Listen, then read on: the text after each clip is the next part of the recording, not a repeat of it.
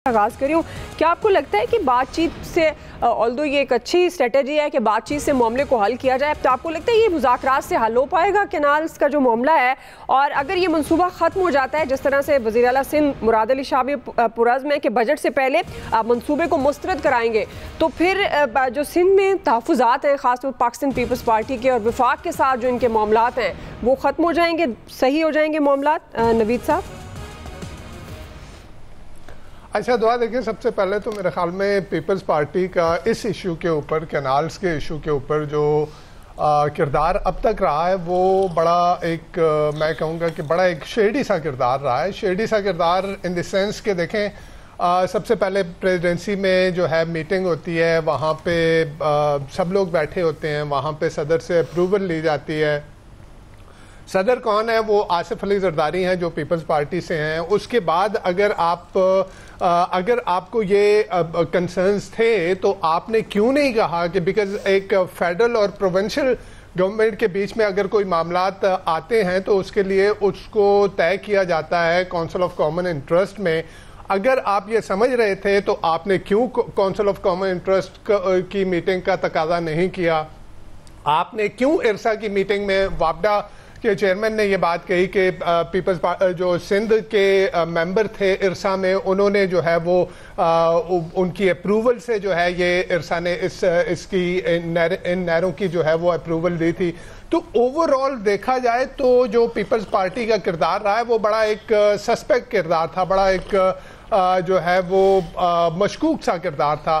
लेकिन जब देखा गया, जब इरसा ने अप्रूवल दी, उसके बाद हमने देखा कि किस तरह से जो कौम परस्त जमातें हैं सिंध में, किस तरह से जो है वो प्रोटेस्ट हुए। पूरे सिंध में इस वक्त प्रोटेस्ट हो रहे हैं कौम परस्त जमातों की तरफ से और बाकी दूसरी सियासी जमातों की तरफ से भी। तो जब पीपल्स पार्टी ने ये देखा, देखिए पीपल्स पार्टी की ये पावर बेस है सिंध, यानी जो कुछ भी होगा आज अगर वो इक़्तिदार में बैठे और किसी यानी एक दिए गए मैंडेट के ऊपर बैठे हुए हैं तो कल इन्होंने वापस आना है और सिंध में लोगों से जो है वो वोट लेने हैं, तो वो इस पे जो है आंखें बंद नहीं कर सकते थे। यही वजह थी कि वो जब नेशनलिस्ट का प्रोटेस्ट देखा गया और जितनी शिद्दत के साथ देखा गया तो उसके बाद पीपल्स पार्टी ने जो है वो अपनी स्ट्रैटेजी बदली और अभी रिसेंटली जो है वो जो जलसा किया गया वहाँ पे बिलावल भुट्टो जरदारी साहब ने कहा कि हम गवर्नमेंट भी छोड़ेंगे और हम जो है वो इस कैनाल मंसूबे को ख़त्म कराएंगे। अच्छा, यहाँ पे एक चीज़ जो है जो इम्पॉर्टेंट चीज़ है वो ये कि क्या जो कौम परस्त जमातें कह रही हैं क्या उसमें कोई वजन है? जी जी, देखिए एक बात तो तय है कि ये जो 6 नहरें बन रही हैं, 5 जो है वो दरिया सिंध पे, 1 सतलज पे बन रही है उसमें 2 नहरें थे जो हैं वो सिंध की भी हैं।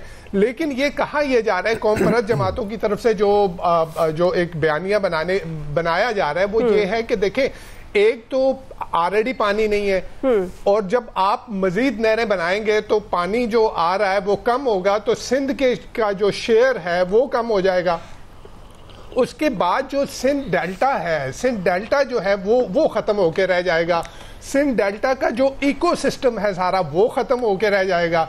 फिर जो ग्राउंड लेवल वाटर है वो लेवल जो है वो और नीचे चला जाएगा। तो ये इनकी तरफ से जो भी कहा जा रहा है वो उसमें बहरहाल वजन तो है, लेकिन दूसरी तरफ हम ये भी देखें कि जो मंसूबा है वो जीपीआई का मंसूबा है, ग्रीन पाकिस्तान इनिशिएटिव का मंसूबा है। उसके पीछे आपकी जो है वो फौज है कि वो SIFC के तहत वो मंसूबा बनाया जा रहा है और उस मंसूबे के तहत आप एग्रीकल्चर को जो है उसको रेवोल्यूशनाइज कर रहे हैं। जी जी, आप उसमें इनकलाब ला रहे हैं, उसको जदीद खतूत के ऊपर जो है वो लेके आ रहे हैं और तकरीबन 6 अरब डॉलर की इन्वेस्टमेंट जो है वो ला रहे हैं और फिर 1.5 मिलियन एकड़ जमीन जो बंजर जमीन है उसको आप वो कर रहे हैं। तो ऐसा नहीं है कि ये इस मंसूबे को टोटली अबैंडन किया जाए, बिकॉज देखें अगेन एग्रीकल्चर को अगर रेवोल्यूशनाइज करते हैं आप तो अल्लाह माला उसका लॉन्ग टर्म जो है फायदा जो है वो इसको होगा। लेकिन एक चीज यहाँ ये करने की है कि देखें, अगर पीपल्स पार्टी को भी ये रियलाइज करना चाहिए और साथ में ये कहा जा रहा है कि जी ये हार्ट स्टेट बनेगा पाकिस्तान और जिस तरह से बलूचिस्तान में हो रहा है उसी तरह से सिंध में, تو یونیلیٹرل ڈیسیژن جو ہے وہ خطرناک ہوگا, وہ پاکستان کے لیے خطرناک ہوگا ایٹ اے ٹائم جب سیکیورٹی کے اتنے ایشوز ہیں. ایسے وقت میں اگر کوئی زبردستی منصوبہ جو ہے وہ مسلط کیا جاتا ہے, وہ ملک کی سالمیت کے لیے جو ہے وہ خطرناک ہوگا. چاہیے یہ کہ سارے سٹیک ہولڈرز کو بٹھایا جائے, ان سے بات کی جائے اور ایک کنسنسس ڈیولپ کیا جائے.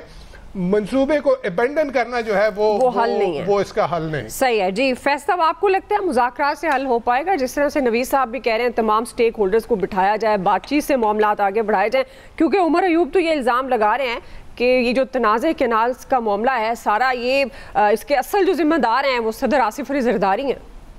فیصل صاحب دیکھیں, مذاکرات کا یہ اگر پہلے کر لیے جاتے نا تو شاید یہ نوبت نہیں آتی. جتنے بھی اسٹیک ہولڈرز ہیں ان سے پہلے اگر بات کر لی جاتی تو شاید اتنے مسائل نہیں ہوتے.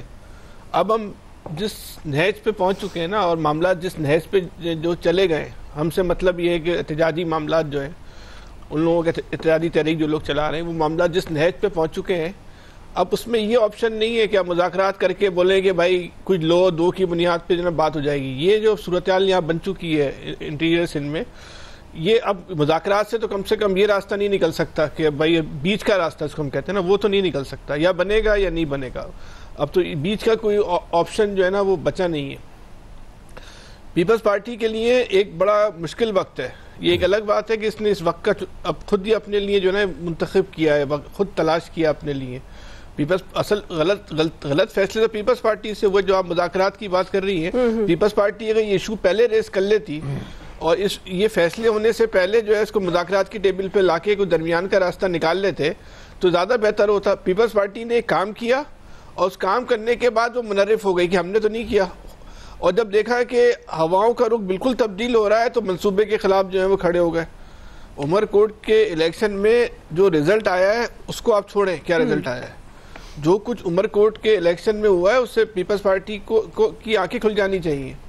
حیدرآباد کا جو جلسہ تھا وہ جو وہاں کے اگر آپ لوگوں سے معلوم کریں تو جو وہاں پیپلز پارٹی کے روایتی جلسے ہوتے رہے اس کی نسبت وہ بہت چھوٹا جلسہ تھا. بلاول صاحب نے ایک بہت خطرناک نوعیت کی تقریر کی وفاقی حکومت کے خلاف, شہباز شریف کے خلاف. بھائی کیا فائدہ, مطلب اس پورے منصوبے میں اگر اس کا بہت ہی محتاط لفظوں کے ساتھ اور غیر جانبداری کے ساتھ تجزیہ کریں تو بیچارے شہباز شریف کا جو ہے وہ کیا رول ہوگا اس منصوبوں کو بنانے میں یا نہیں بنانے میں. ان کو بیچاروں کو ان پہ تنقید کرنے کا جو ہے نا فائدہ کیا ہے. آپ نے اپنا غصہ جو ہے صرف یہ ثابت کرنے کو ہم اپنے منصوبوں کے خلاف ہیں, وہ بیچارے شہباز شریف صاحب پہ جو ہے نا وہ اتار دیا, بے مقصد اتار دیا. کوئی جو ہے نا فائدہ نہیں ہے. اسٹینڈ لینا پڑے گا, واضح اسٹینڈ لینا پڑے گا. اس وقت جو صورتحال ہے انٹیریئر سندھ کی, جو راستے بند ہیں, وہ جو مسافر گاڑیوں کو, جو عام گاڑیاں ان کو تو لوگ راستہ دے رہے ہیں, لیکن جو مال بردار گاڑیاں ہیں, جو ٹریکٹرز ہیں, جو ٹرولرز ہیں, وہ مکمل طور پہ بند ہیں. وہ بالکل جو ہے نا ان کو جو ہے نا وہ راستہ نہیں دیا جا رہا. اور یہ جو تحریک ہے وکلا کی, وہ قوم پرستوں کی تحریک سے آگے نکل گئی ہے. اب وہ قوم پرست جو ہے اس تحریک کو جوائن کر رہے ہیں, یعنی کہ یہ معاملہ ہو گیا. کل تک یہ پوری تحریک جو ہے قوم پرست چلا رہے تھے, لیکن دھرنے والا معاملہ جو ہے وہ قوم پرست تحریک سے اوپر جو ہے وہ چلا گیا. وہاں ایک نئی جو ہے وہ صورتحال ہے. پیپلز پارٹی کا اس وقت مسئلہ کیا ہے, سندھ کے اندر جو ہے حکومت سے ہٹ کر ایک متبادل نظام ہے.